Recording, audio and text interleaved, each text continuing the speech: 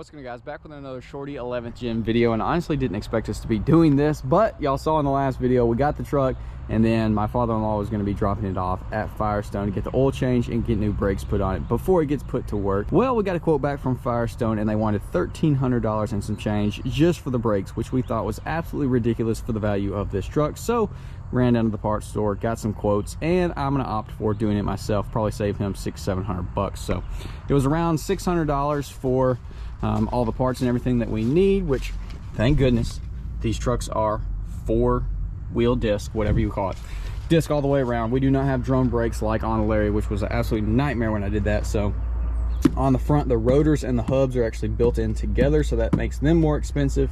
This is 2-wheel drive, and then rotors for the back, pads, you know, some brake grease, brake cleaner, all the things that we should need. Posted up with my 14th gen right here. Oh my god, I don't know why I like this truck so much, but I really do for some bizarre reason. It's because it's unique. It's the little baby 2-door extended step side. It's the good gray color. I don't know. It's 4.6. You got the V8. I don't know what it is. I don't know. I just like this little truck. Let's go ahead and get this thing in the basement and get these brakes started.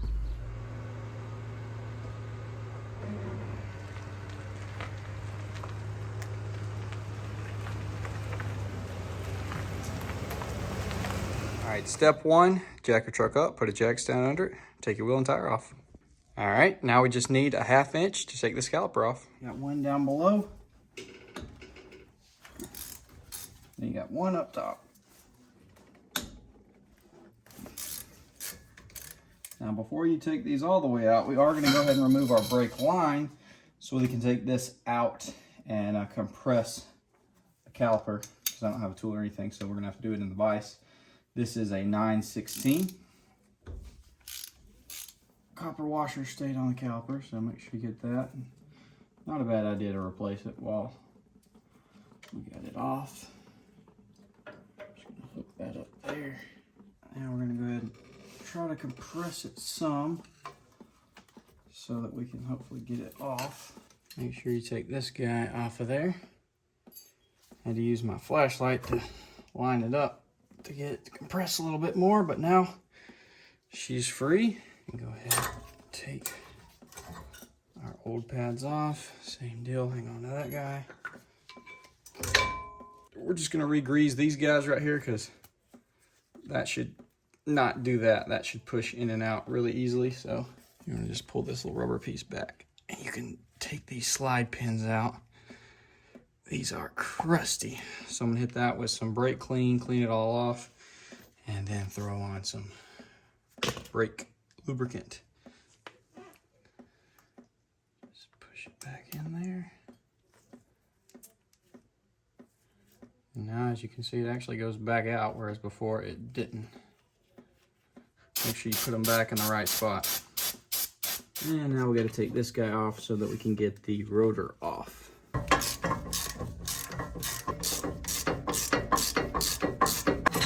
Now we're going to take the axle nut off. Start with taking this cotter pin off.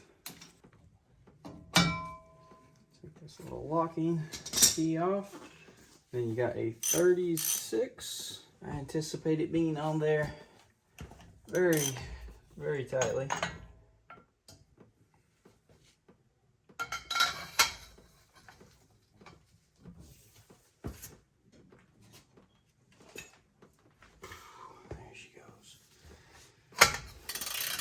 They're usually not fun until the very, very end.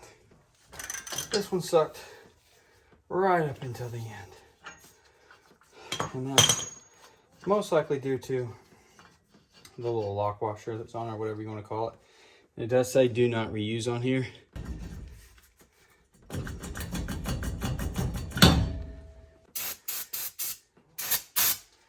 Brake clean this bad boy good. And we're going to put a nice little coat of grease on there as well. So here's how I compress the caliper. Just put your old brake pad right there on the pistons, and then just tighten her down. Yes, we are definitely going to have to bleed the brakes after doing it this way, but hey, we got them compressed, so it's time to throw it back together. All right, guys, got to throw them back together just like we took it off. time to get after those rears. All right, guys, the back one's not nearly as bad. All you need is a 10 mil. Break these two guys free to get that caliper off.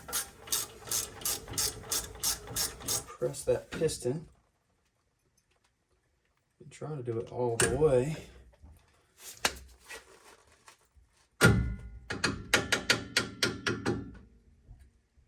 Just like that.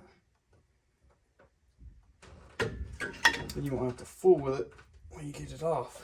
Lock pin of some type down here. Just push that up.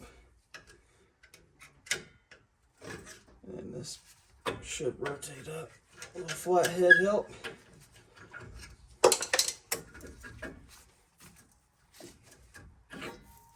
Off she goes. Well, while that PV blaster is hopefully working its magic, we're going to go ahead and swap over the pads. So I'm going to take this front one out first. Just going to get the, it's got like two little holes there that it sits down in. There we go. And note, this guy pointing that way. Here you should just be able to pull this out. Got that guy that holds it in there. Spray this with some brake cleaner real quick, clean it up.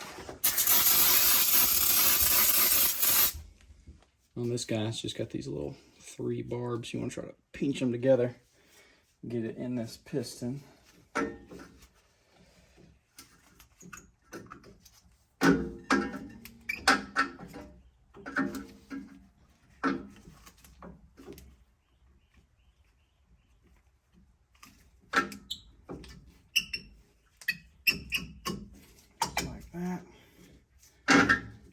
This towards the back. Just work it down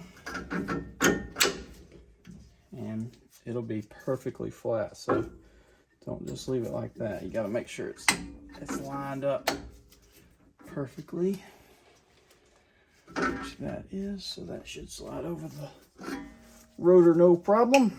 All right, here's progress. There we go. Be free. Be free. All right, we went ahead and brake cleaned everything. Threw us some lubricant on here. Brake cleaned our rotor as well. She's ready to go on there. Come on, where you go? There you are. All right. If you hear it, it's just touching that emergency brake, so that is totally fine right there.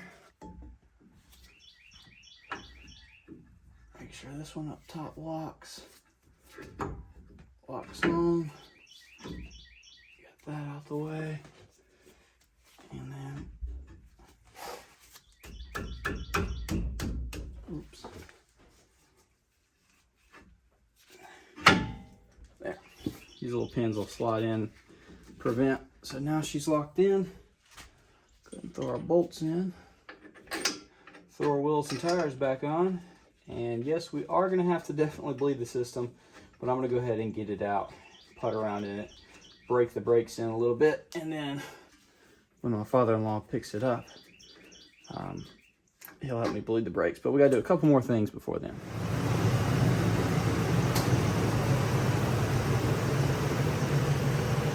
The other thing he wanted to do was take these rain guards off because they are super faded red. He said that they vibrate going down the road. So hopefully I can, they're obviously brittle, take them off relatively easy and maybe hit it with the eraser wheel, get this adhesive off. But I told him sometimes on these old trucks, when you take these off, it's like concrete and potentially could peel the paint up and all kind of stuff, but he said he wanted them off. Ow. Ow. You cut me real deep just now. Tell you what, this thing made me bleed more than any other truck I've ever had. This one's got a whole lump of skin just, and a little bit of meat hanging.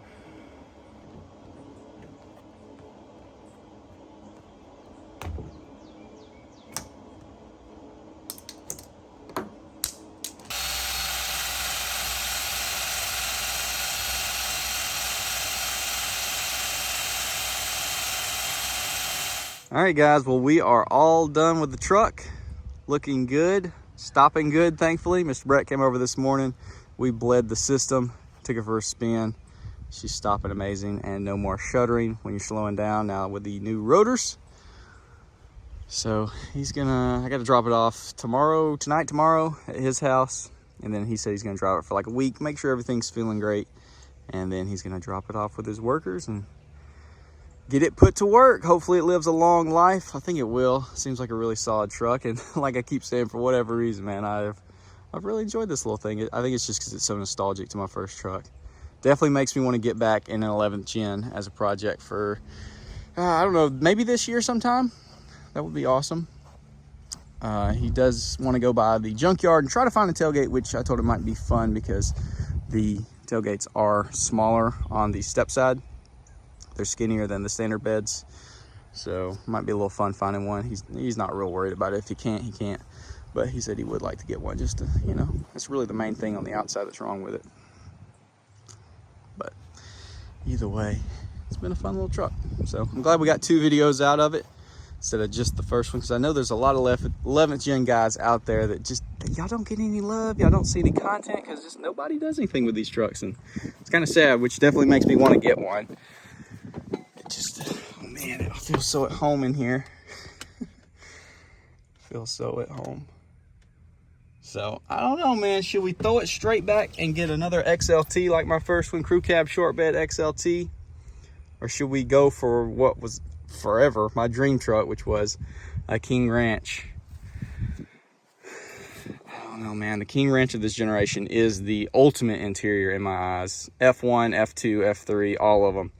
They have just the best seats ever. It's just the best interior ever, period. I know they're not fancy as far as the dash. You don't really get that many more options with those higher trim levels, aside from the beautiful leather, the amazing looks, and obviously, you know, exterior details like color match bumpers and stuff, unless you get, like on this truck, the STX, which gives you those things, fog lights and whatnot.